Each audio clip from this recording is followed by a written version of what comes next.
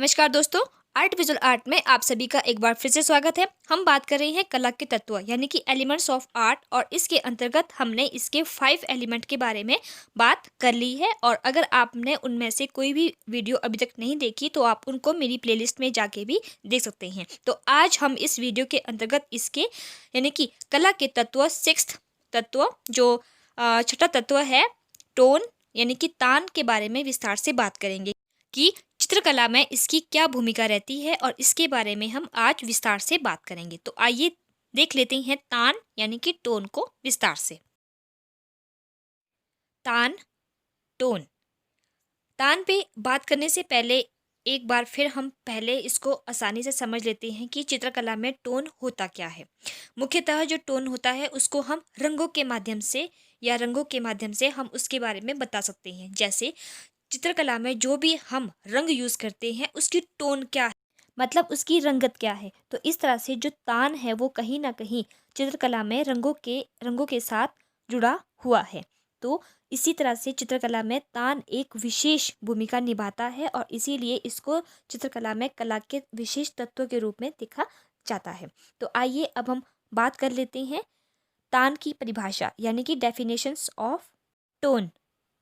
Tone denotes lightness and darkness of a hue, मतलब तान रंगत के हल्केपन व गहरेपन का घोतक मानी जाती है जो किसी भी वर्ण में सफेद व काले रंग के मिश्रण से बनती है। किसी भी वर्ण में सफेद व काले रंग की मात्रा के अंतर से रंगों की अनगिनत ताने यानी कि टोन हम प्राप्त कर सकते हैं। रंग में सफेद रंग के मिलाने से जो हल्की तान हमें मिलती है उसको हम आभा कहते हैं। आभा मतलब टिंट कहा जाता है। और काले रंग से प्राप्त गहरी तान को छाया यानी कि शेड कहा जा सकता है। वस्तु के ऊपर पड़ते हुए प्रकाश के एक समान होते हुए भी वस्तु में विभिन्न ताने देखी जा सकती है क्योंकि वस्तु एक तलीय फ्लैट नहीं होता। इस प्रकार से प्रकाश की मात्रा के अंतर के आधार पर भी हम अनेक ताने यानी कि टोन प्राप्त कर सकते हैं। इस प्रकार तान के माध्यम से रंगों का प्रतिस्थापन का महत्व 2 गुना बढ़ जाता है। आइए अब हम बात कर लेते हैं तान का वर्गीकरण यानी कि क्लासिफिकेशन ऑफ टोन। मुख्यतः तान को 3 भागों में बांटा जा सकता है, जिसमें सबसे पहला है छाया यानी कि डार्क, सेकंड है मध्यम यानी कि मिडल और थर्ड है प्रकाश यानी कि लाइट। कहने का मतलब है कि जो आपकी टोन होती है वो 3 प्रकार की होती है। जैसे सबसे पहले है छाया। छाया का मतलब कि डार्क, जहाँ पे बिल्कुल बहुत ही डार्क टोन होगी, बहुत ही गहरी तान, रंगों की गहरी तान जहाँ हमें देखने को मिलती है, जहाँ हमें गहरी छाया देखने को मिलेगी, उसको हम जो है इसके फर्स्ट तत्व के रूप में या फर्स्ट भाग में इसको रख सकते हैं। जहाँ पे कलर बिल्कुल जो है घना होगा, जहाँ बिल्कुल छाया हमें देखने को मिलेगी जो बहुत ही डार्क होगी। और उसके बाद है आपका सेकंड मध्यम यानी कि मिडल टोन।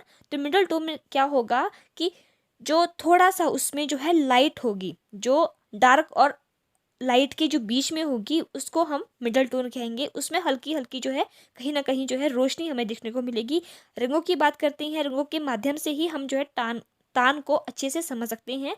तो मैं रंगों के माध्यम से ही आपको ये चीज़ समझाने की कोशिश कर रही हूँ कि अगर हम रंगों में हल्के से लाइट रंग का यूज़ करते हैं तो हमें डार्क रंग में लाइट रंग का यूज़ करते हैं तो हमें मध्य तान यानी कि मिडल टोन हमें देखने को मिलती है। और लास्ट में आता है प्रकाश यानी कि लाइट एकदम से जिसमें लाइट इफेक्ट रंग की वह टोन जो जिससे हमें एकदम से लाइट इफेक्ट हमें देखने को मिलता है, उसे हम प्रकाश के अंतर्गत रख सकते हैं।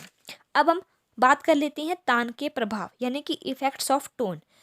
चित्र में विभिन्न उपाय से तान के प्रभाव उत्पन्न किए जा सकते हैं। इसके मुख्यतः 4 प्रभाव है। सबसे पहले है विभाजन पद्धति, दूसरा है परिवर्तन पद्धति, तीसरा है क्रम स्थापना पद्धति और चौथा है क्षेत्र। तो आइए इसके बारे में विस्तार से बात कर लेते हैं। सबसे पहला है विभाजन पद्धति। चित्रभूमि के अंतराल में सफेद व काले का नियोजन संतुलित होना चाहिए और उनका विभाजन बराबर होना चाहिए। जैसे काले आकारों के पास सफेद का प्रयोग करने से चित्रभूमि को गति प्राप्त होती है। दूसरा है परिवर्तन पद्धति। जैसे चित्र सदैव सक्रिय व सहायक तलों में विभाजित रहता है। ऐसे में यदि मान परिवर्तित कर दिया जाए तो तान का प्रभाव बहुत अधिक बढ़ जाता है। फॉर एग्जाम्पल जैसे कि आप चित्र में देख सकते हैं। उसके बाद आता है तीसरा क्रम स्थापना पद्धति। इसमें क्या होता है कि चित्र जो होता है वो शून्य व निष्क्रिय अंतराल को क्रम स्थापन पद्धति से जीवंत किया जा सकता है।